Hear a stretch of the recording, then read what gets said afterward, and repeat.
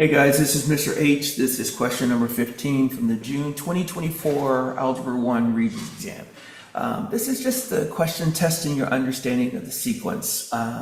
It says they've given us a sequence.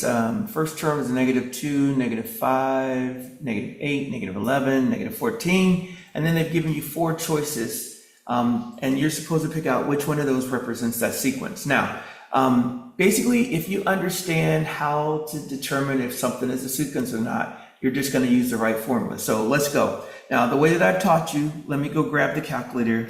I want this. I'm going to use, I want both of these together. So, and I'm going to move this over a little bit. So actually, I'm going to make it, can I make this larger? Yeah. All right. So all we're going to do is we're going to start here and we're going to start by doing subtraction. Always start on the right, go left and do subtraction. And then if that doesn't work, we're going to start on the right and we're going to do division. One of those two should tell us if it's arithmetic or geometric. So I'm going to start. So -14 minus a -11. So a -11. And I get a -3. Okay, so now let's do it again. We're going to do a -11 minus a -8. Okay, and we get a -3. So look, I've started by going this way. So this is going down by -3. This is going down by a -3. And if I kept going, I would also see that those other terms are going down by a -3. So this means that's the common difference. So the common difference, I'm just saying letter D is a -3. The first term is a -2, and it doesn't tell us what term to find. So we know it's not geometric, so this is the formula. So a sub 1 is a -2.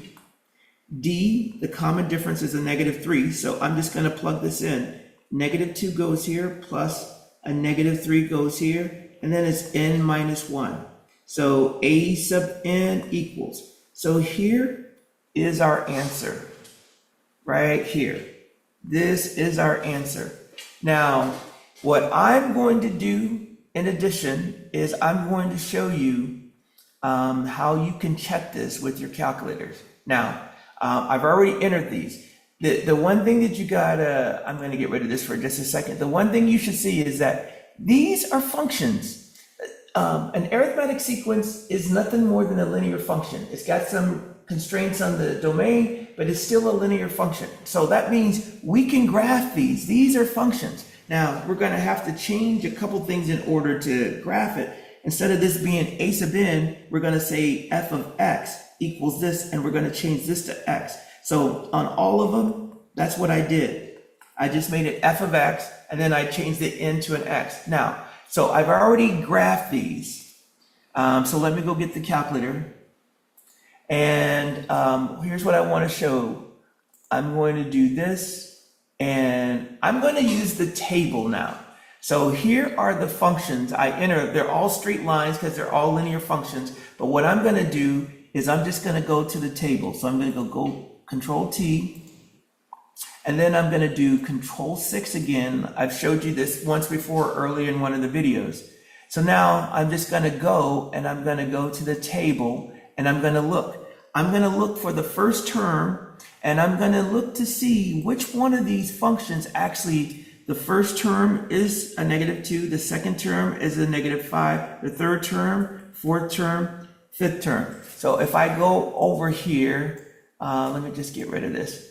So it's not number 1. Here's number 2. We said it was number 2. So the first term is a -2. Second term is a -5. Check. Third term is a -8. Fourth term is a -11. Fifth term is a -14. So this is the one. This is the second. This is the second answer choice. So we've just confirmed that this is the right answer. Okay, we just confirmed it. Now, you could start by just graphing and looking, but you should also know how to use this formula. You got to, okay? A sub 1, D is the common difference. You just subtract to find the common difference. And then N is the term that you're looking for. In this case, we weren't looking for a term, we were just looking for the general function equation, and we were able to come up with it. All right, so that's it. I am going to stop. I'm going to post. Before I do that, if you still are not comfortable with arithmetic sequences or geometric sequences, please come see me so we can work through a couple, because once you've done a few of them and get the hang of it, it's not that bad. I'm going to stop and post.